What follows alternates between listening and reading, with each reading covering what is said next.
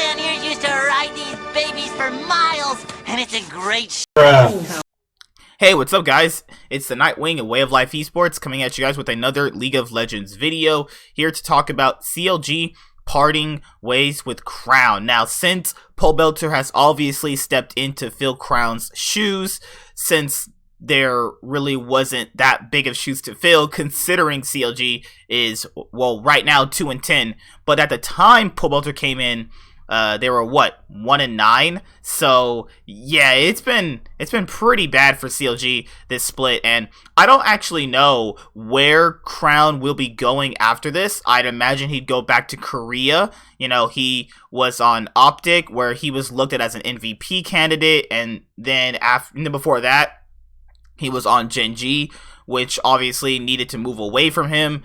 So he's been pretty much between Samsung, KSV, Gen G, and now Optic, and now CLG. You gotta factor in, maybe he can thrive in a better environment that's not CLG's, which obviously is something that could happen. I've seen a lot of players go through what he went through, being part of a really bad team, and then obviously, go back and play on a different team and look really good. But it's time to look at what the article actually says. After only spending around half of the 2020 spring split with CLG, mid laner Crown has officially parted ways with the team. CLG has had a really rough start to the year, going 2-10 in the first 6 weeks of the season. The team didn't seem to play cohesively in any of their matches, and their players were stumbling all over themselves as a result.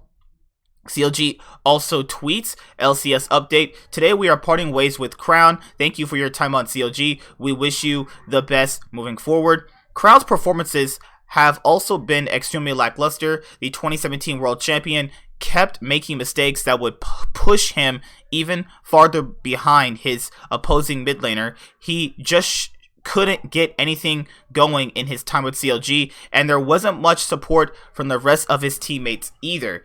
As expected, his stats were pretty bad, too. The 25-year-old veteran had one of the worst KDAs of any mid laner in the LCS, had really bad early game stats, and did the least amount of damage among North American mid laners.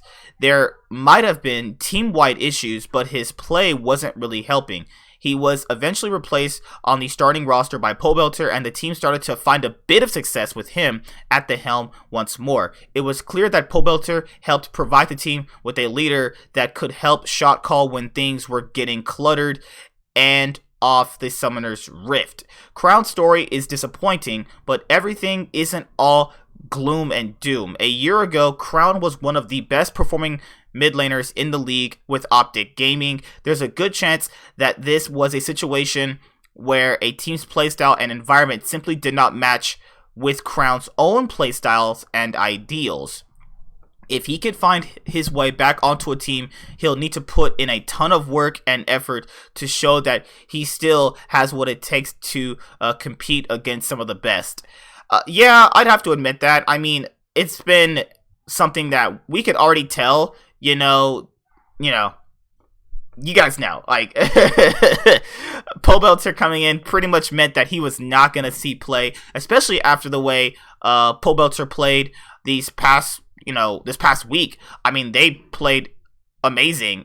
Why am I not following CLG? I usually always follow all the, bigger esports organizations of the league. I follow FaZe Clan. Man, FaZe Clan is lit. Just imagine FaZe Clan being in the LCS. Oh my god, we would have so much drama. Holy crap. But yeah, they announced on their official Twitter he's gone. I just want to know, where would he actually go? You know what I mean?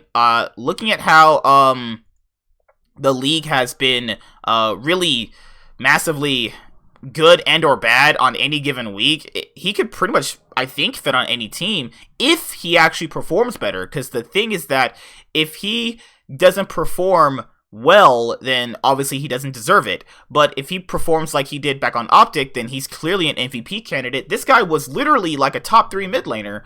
I just don't know what the hell happened to this guy, man. Like, he went from top 3 mid to bottom 2. Like, where did the talent fairy just come and suck all the Korean talent out of this dude? Like, we clearly saw him playing well. Like, I'm not blind here, right? I clearly saw him and Meteos play clearly well together.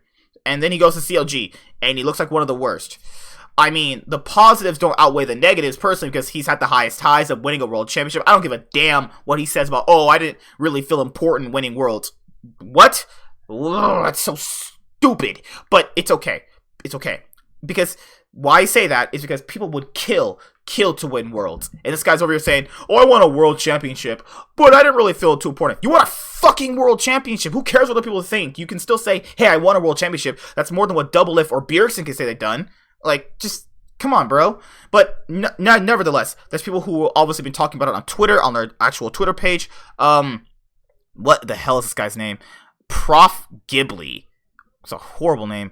Weldon, I know you were responsible for the roster. Also, you were responsible for communication, and you were responsible for mental health of players. You are a failure at Games, Weldon. This is on you. Good lord. I mean, with that losing streak, I don't blame him, but geez, what's going on with CLG? That many losses from a long-standing team, like, what the fuck, dude?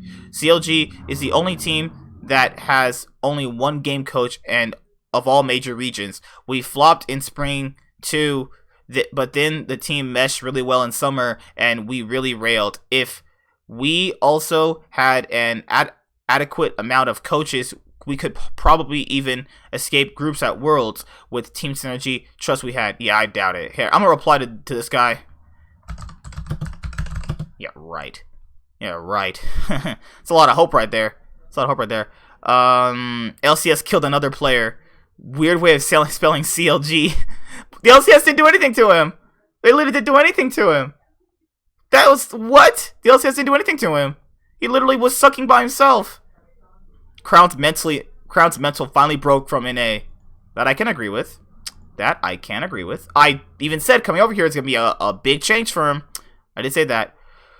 While it's undeniable that POB is an upgrade at the moment, I can't help but feel bad for Crown, and I pray that to my Lord Vincent Balfrost he improves and finds a good team. There is no improvement once you decide to play in NA. That's retirement, and I wish him good and further on. My goodness. Oh my goodness. Yeah, I never really understood why people always say NA is a retirement home when that's clearly... We've seen other people come over here and be successful. It's just... I'll have to explain this in a certain video much later on down the road. But, yeah, these people are really, really, really going ham. These people have been hiding behind their keyboards since CLG started to split, and they've been waiting to go ham on this guy. Holy crap. Yeah, oh my goodness.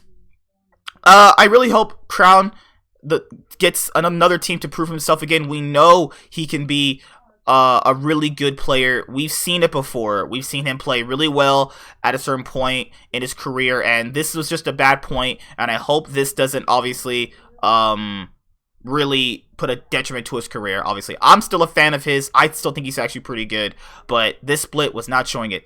See you guys later. I'm a Nightwing, and Way of Life Esports is signing out. Hi there, guys. Be sure to like and subscribe to the channel for more stuff. Yeah, thank you.